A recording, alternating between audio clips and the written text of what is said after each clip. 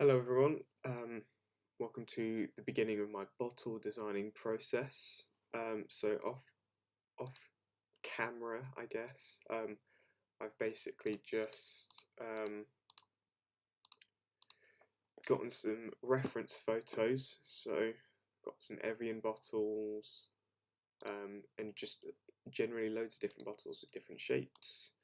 And I'm here in Illustrator to basically trace out the outlines of them. So basically what I'm going to do in the time lapse, as you'll see in a minute, is me basically just going down, dragging a ruler out, dragging a guide out to halfway down the bottle, tracing the outline of the bottle, and then once I've done that I'll stop and move on to the next one, and so on and so forth. I tried to get a bit of variation, although some of them are quite similar to each other. I've tried to get some variation within the bottle, and even though they might not be perfect, I mean some of these are quite small, like this Evian one. I should have probably picked a bigger or a larger image in terms of quality or size. I should be able to tweak this in Cinema 4D.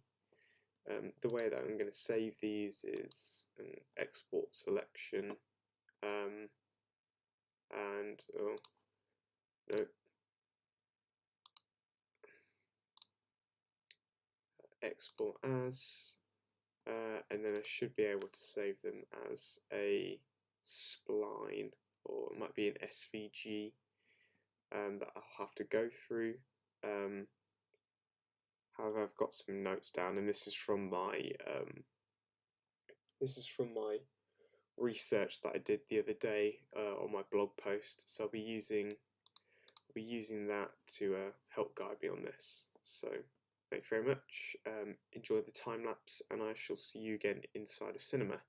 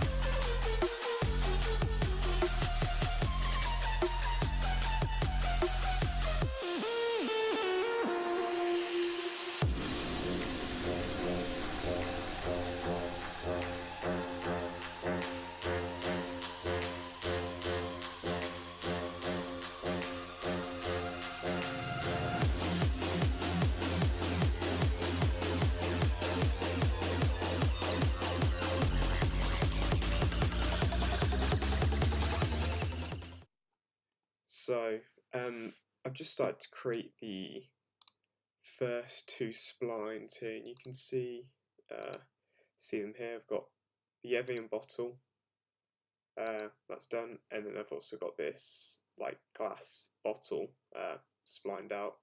Not perfect, and I haven't done this before, so I'm not sure what's going to be adequate enough. So, but when I was creating it, it just kind of occurred to me that instead of going through all 6 of the images and creating a spline for every single one, before I get too far ahead of myself, it might just be worth exporting one spline, so one of these two, taking it into cinema, and seeing if all of this is working,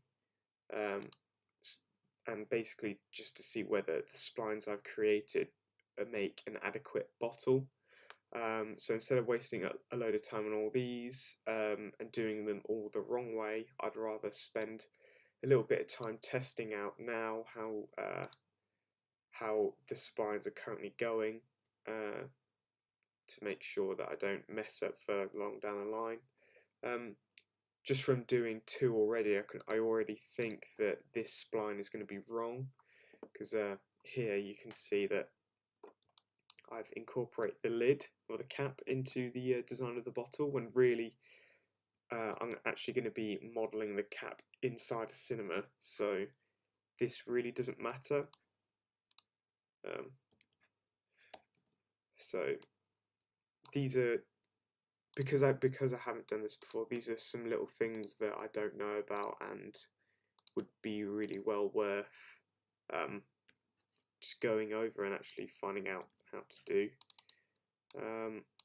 So without further ado, I'm gonna end this voiceover here and then take one of these splines and then jump right into cinema with it. So thanks very much. So I've just had a bit of trouble trying to get this spline out of Illustrator into cinema. So here is the reference photo. I've just taken that off to the side and I've left the artboard here. With the tutorial which I looked at on my blog, it basically used a reference image inside of Cinema 4D, and I tried doing this earlier, recorded it, and it just failed miserably. It wasn't good. So I decided to go into Illustrator and do it. And what I was doing was I was saving the file as a AI version 18. So this is the spline, but it's the version 17 model, I guess, because this is version 17 of Illustrator. And apparently you have to save it as a an Illustrator 8 file. So if I go to my desktop quickly, so bottle splines, Illustrator compatible, Illustrator 17, and it says Illustrator 8. Yeah, that's fine. Okay, let's go over to cinema now. If you're wondering what I've just got 2 screens there, and I'm able to flick between the 2. So I'm in the bottle test version of Cinema 4D. Go onto my desktop, and here it is. There we go. Scale 1, and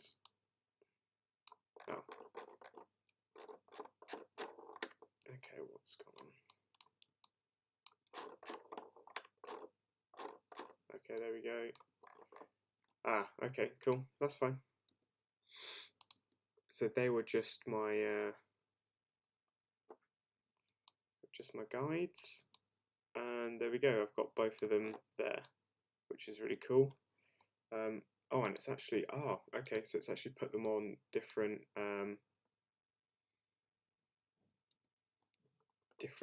bits for me, which is cool. This will mean that I can take all of the different splines from all the different pictures in Illustrator, create them in one document, and then save it as an Illustrator 8 file, and then basically just import the whole file, the whole just like one whole file into Illustrator. That's really handy because then it saves me having to create like 5 or 6 different documents. Eventually, after I get this to work, I'm going to aim to create a whole variety of different bottle shapes. Basically, go back to social media like I did with my logos and get audience feedback on which bottle people like most. As well, this will give me more insight as to what my target audience might like. So this could be really, really handy for me in the future. But yeah.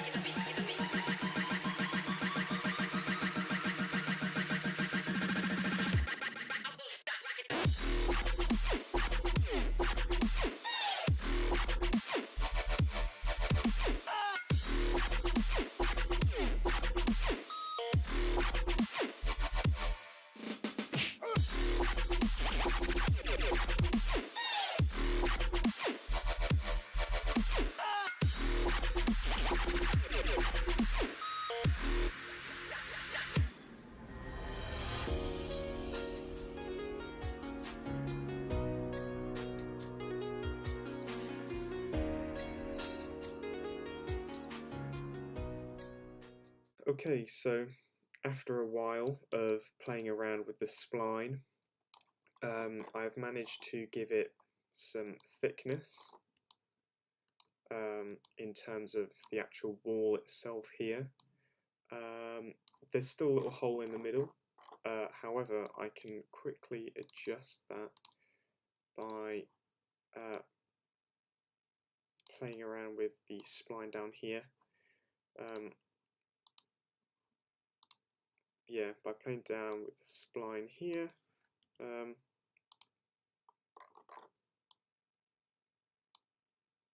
to basically make it go into the center. However, I'm not going to do that now, I'm just going to leave it as is. And it's actually made a pretty good model, to be fair. So render this out, you've got it in for pretty much. So yeah,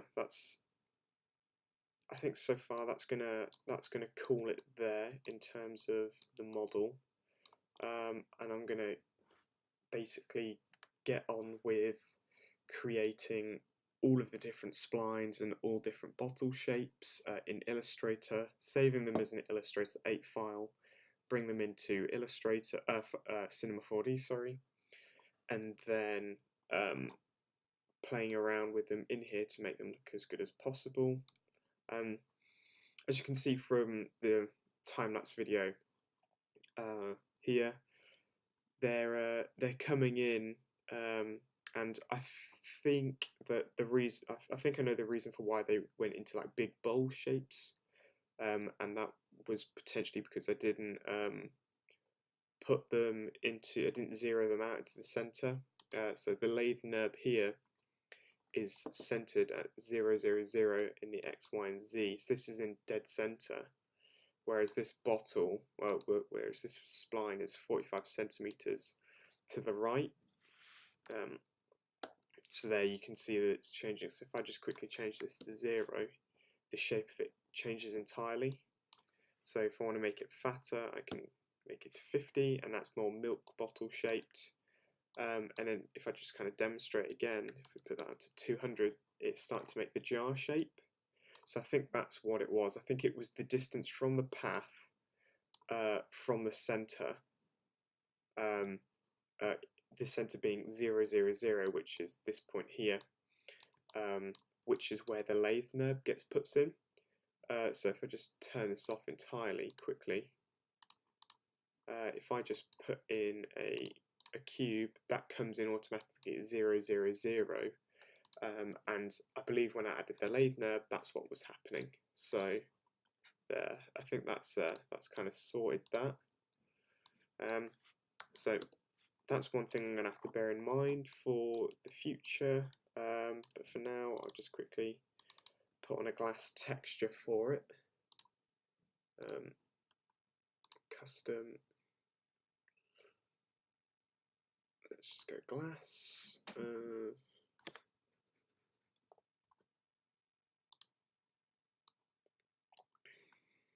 Let's give that a quick render. So yeah, there we go. It's not the best. Obviously, that wasn't the best render. However, if I quickly take this, actually no, get my lighting set up. So this is the lighting demo that I did the other day. So I've got the primitives here. So if I just turn them all off, come out of the camera. Let's bring in my bottle. Control C, lighting. Control V. Bring this up. Let's go right in. Let's change view. Bring that down to the floor, pretty much. There we go. Back to there. And let's give that a quick render. So I'll leave. I'll put in a image at the end of the video for you to see, and also one in the blog post. However, that's going to be it for now. I'm going to, as I said before, I'm going to get on with the rest of the splines with all the other bottles. Now that I know that this works, and now I know that the reason why it was creating that jar shape at the beginning. But yeah, thanks very much for watching.